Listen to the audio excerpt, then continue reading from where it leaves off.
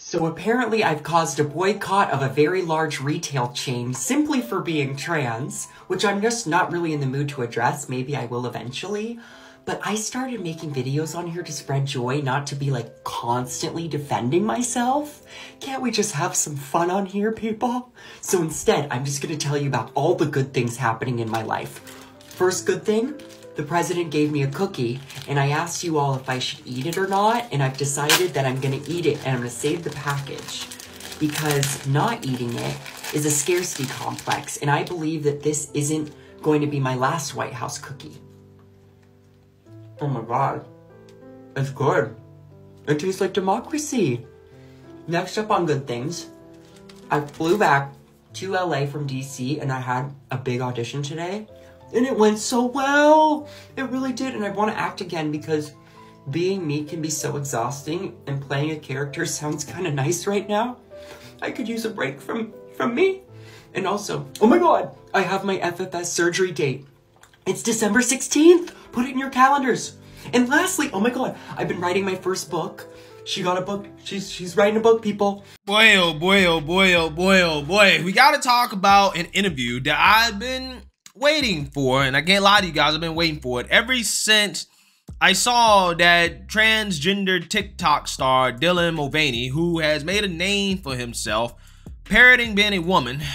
He announced that he was going to visit the White House to interview old Sleepy Joe, okay, and tell him about girlhood, because Dylan knows all about girlhood, okay? He can mansplain that to Joe Biden, right? What it's like to be a woman. So the interview happened, and the interview is as ridiculous as you guys would expect, as Joe Biden basically said that the issue of transitioning children is a moral issue, in the sense that it is actually immoral. It is immoral for these states to not allow children to physically, chemically, or surgically castrate themselves. Take a look. There have been many anti-LGBTQ+ bills introduced and enacted, outlawing things like gender-affirming healthcare and banning kids from playing sports. To go deeper into this issue, here with us today is Dylan Mulvaney, who's welcomed us into her life by showing on social media her girlhood series. Let's take a look. Mr. President, this is my 221st day of publicly transitioning. God love you. Thank you. I am extremely privileged to live in a state that allows me access to the resources I need, and that decision is just between me and my doctors. But many states have lawmakers that feel like they can involve themselves in this very personal process. Do you think states should have a right to ban gender-affirming health care? I don't think any state or anybody should have the right to do that, as a moral question and as a legal question. I just think it's wrong. I think I was saying before we started that my son, my deceased son, used to be the Attorney General of the state of Delaware. He passed the broadest piece of legislation that he, as Attorney General, was able to convince the legislature and the governor to sign, that dealt with all gender-affirming capability. I mean, there's a lot of, sometimes they try to block you from being able to access certain medicines, being able to access certain procedures, and so on. None of that should be available. I mean, no state should be able to do that, in my view. So I feel very, very strongly that that you should have every single solitary right, including use of your gender identity bathrooms in public. Thank you. Thank you. And it feels like Republicans have turned trans and non-binary people into this thing to blame society's downfall on in some ways. And this narrative is not only dangerous to our mental health, but also our physical safety. And particularly trans women of color are being murdered at an alarming rate. More than any other group of people. Thank you. How can Democratic leaders be more effective in advocating for us trans people and our families and our lives and our opportunities? I'm not being facetious when I say this, being seen with people like you.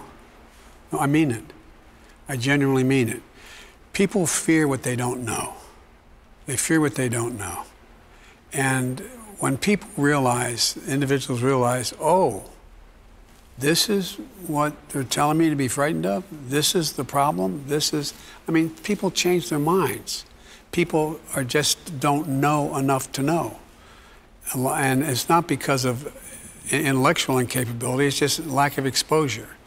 And I think that it's really important that we continue to speak out about the basic fundamental rights of all human beings. And the idea that what's going on, you know, in some states, I won't get into the politics of it, but in some states, it's outrageous, and I think it's immoral. The trans part's not immoral. What they're trying to do to trans persons is immoral. Thank you. And do you have any messages to the families of trans folks that are seeking, you know, options for their children, but are struggling to find resources? Do you have a message to those parents? Yeah, I do. This is blood of your blood, bone of your bone. And it is, things are changing, but it's a matter of us acknowledging that there's nothing to be, just because it's different, there's nothing to be fearful about.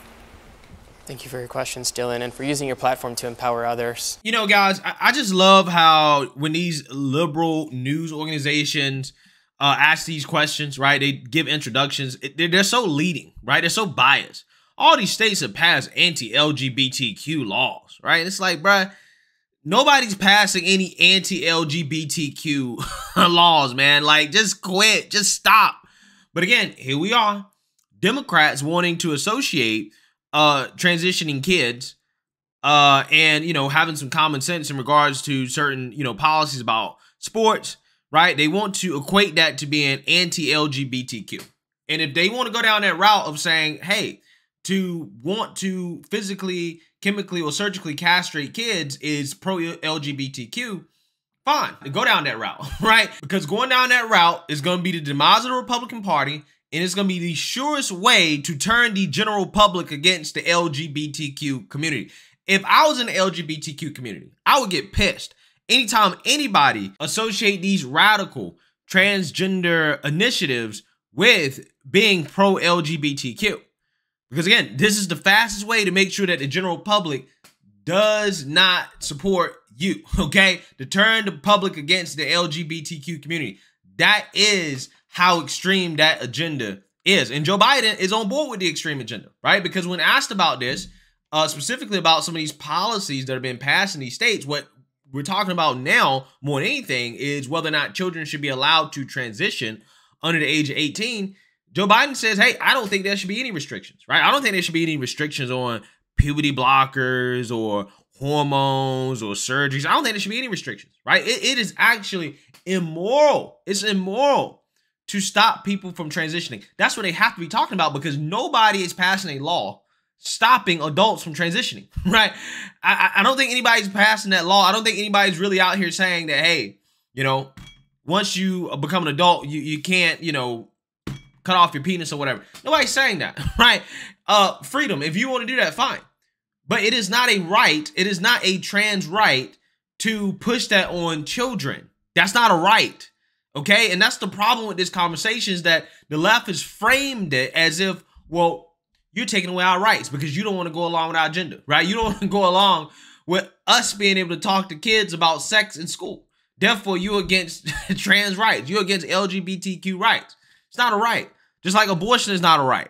Again, I love how the Democrats want to frame their agenda as some type of right, okay? That no, it's not, okay? Just like nobody's voting rights are under attack, no LGBTQ rights are under attack. But the main point of this video is this. If this is the path that the Democrats want to go down, because it seems like that's what they're doing. They're not pushing back against it. No mainstream Democrats are pushing back against it. Do you guys notice? Actually, guys, notice this issue from a political perspective in regards to the politicians, the policymakers, is almost 100% partisan, right? In the sense that if you are a Republican, you're against it. If you are a Democrat, you're for it. I don't see any Democrats, despite the fact that a majority of public support is against this. Most polls find it's between 50 to 60% of adults that do not agree with allowing kids to transition. I believe that's a lot less than the actual number, because I think some people are just afraid to actually tell the truth. But I'm just saying, there's nobody I can think of off the top of my head that is a mainstream Democrat in the mainstream liberal media or in the Democrat Party that has come out and said this is wrong, that we don't support this. All of them are supporting it. The whole party is supporting it. Therefore, teachers being able to talk to kids about sex in school. Therefore, biological males competing against biological women in sports. And therefore, children castrating themselves. They're all for it. They're all for it. Again, if one of you knows somebody, a Democrat, that's against this, please tell me. Please educate me. But I can't think of one off the top of my head that has come out here and said, no, I'm against this radical agenda in my party, except Tulsi Gabbard, right? When she was a Democrat. Tulsi Gabbard was the one I could think of off the top of my head, and she's not even in office, that has stood up against this. So, again, if this is what Democrats want, fine. If I was a Republican Party, that interview would be an ad, right? Joe Biden said, I don't think it should be any restrictions. I'm totally fine with it all. I want everything, right? It's like, it's immoral. It's immoral to not allow kids to castrate themselves. I'm just saying, this is basically prime political ad material right here that the Democrats are putting out there for the Republicans. And Democrats just, they continue to do this. They continue to do it. They have got on board with the most extreme agenda of their base. They have. And it really is something to behold, that they don't think that being on board with this radical agenda make them look crazy. I mean, Joe Biden just said that, well, as Democrats, we should be seen with more people like you, right? Is that what you want to do, Joe Biden? You want to go out there and campaign with a guy who's parroting being a girl who's talking about protecting the rights for kids to be able to castrate themselves? Something that they're probably going to regret later on in life. If that's what you think is a good idea for the Democrats to be seen with these types of individuals. Because, you know, there's a lot of feminist types that are seeing the writing on the wall when it comes to this agenda that's being pushed. And they don't really like it. I don't think this is a good look for the party that claims to be pro-women. I'm just not sure if that's a winning strategy. I'm just not sure, right?